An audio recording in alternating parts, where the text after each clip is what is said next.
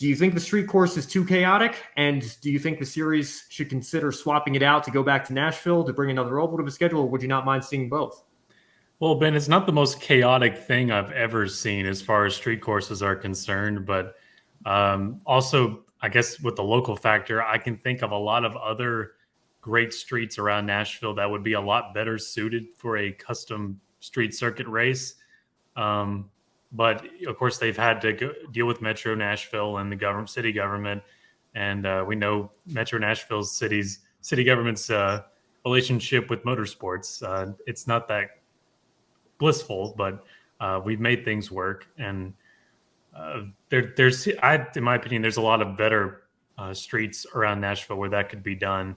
I do like the bridge, but the northern half of the circuit is just way too narrow, and that's kind of where we saw a lot of the difficulty with pileups and just very, very much Monaco-style single-car lanes, not really able to do anything as far as passing, and it gets really congested. Not too great of a sight there on the north end side. The bridge side is really great, and I love around Nissan Stadium. Those parts of the circuit definitely need to stay if they're going to continue, if they ever decide to do some sort of redesign. But the northern half, I was skeptical when I saw it in the sketches back before we even saw a racetrack. And now I don't like it. But Nashville Superspeedway, I can't remember watching them there. I've, of course, seen the replays and things like that. That's a possibility as long as it's not a safety concern as far as drafting is. And they're always concerned about going back to big ovals again with IndyCar now. But, I mean, that was a different Dallara chassis, different car and everything. So we've progressed since then. Maybe it could be a better show. Who knows? Well, I know there's 5 perfectly good NASCAR and Formula One tracks in the Nashville area. So, if the street circuit doesn't work out, there's certainly things that they can fall back on.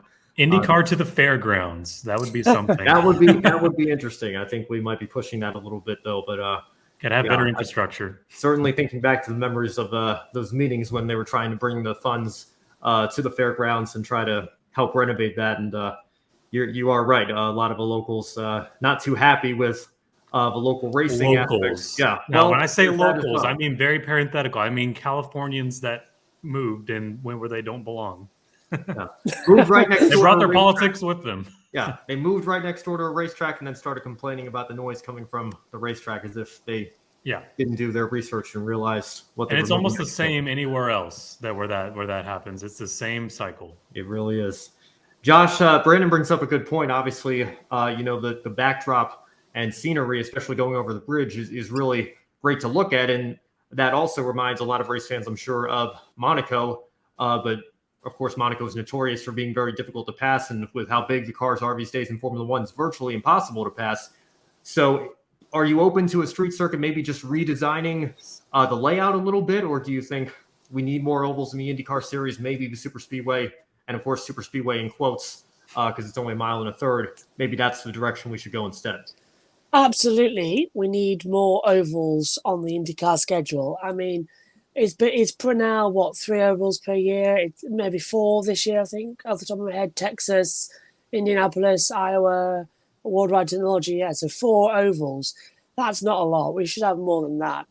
I don't like the fact that this circuit always seems to provide more of crash fest racing as well.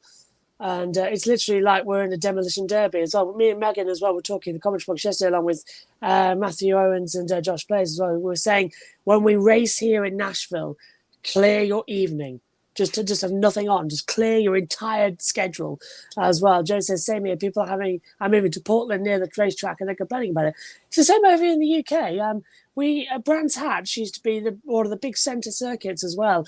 Racing was going on all the time as well. They put a housing estate just right next to the circuit. People moved in, started complaining about the noise, and now we can't race there past 6:30 in the evening as well. So a bunch of boring people as well who move near racetracks as well. It's not nice. But no, I think I would like to see a Nashville Oval race. I think that's quite good. I think there's room that maybe we can alternate between the street circuits and the ovals as well year on year. But I think we've seen 2 races now that have just gone on way too long, too dangerous, too many crashes.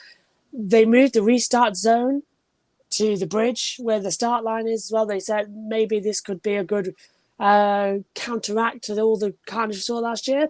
Hasn't happened. I think we had 12 cautions this year. We had 9 last year, and still with a red flag period. So no, it needs to change. Something needs to be done about it because we had 2-hour rain delay. Everyone was tired. Even the drivers were laying in bed. We saw Colton Herta laying in bed. And then we just went into what was a crash fest. And me and Megan left the commentary box, I think, at 1:30 in the morning after doing everything. So it's too much. And that's a race that's scheduled started at 10. So it's too much, way too much. I also don't like the idea that they have to make the start and finish line separate places. Just find one median place to put it and keep it there. That's the nature of all other circuits. I don't like the idea of we start here but we finish here, or we restart here. Okay, it confused me so much in the commentary box this weekend because we got all this information about where the restart zone is on the start line and the finish line. We had the start line and restart zone on the bridge. We had the finish line coming out of turn 11, and then we had the alternate finishing line for qualifying coming out of turn 9. Yeah. My map in the commentary books had so many lines dashing on it in different coloured pen trying to tell me where everything was. I mean, I still don't know to this day where the control line to start the qualifying lap came from, because I noticed in that the race lap times were about 2-3 seconds longer than we were seeing in the qualifying time. So we're doing 1:14 in qualifying. The race we're doing 1:16. So that's not with fuel load difference. So it's just confusing. It's messy. They've made it very unique and not in all good ways. Comment and question here from our own Joe Samdiego.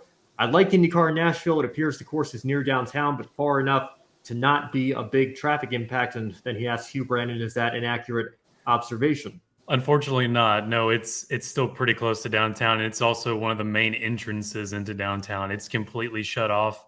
I-24 right there is just completely a no-fly zone.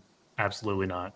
Well, go ahead, Josh. So, Brandon, where would you put it then, the circuit? If we keep it on the streets as well, what part of the town would you say, let's race here? That would be a good opportunity.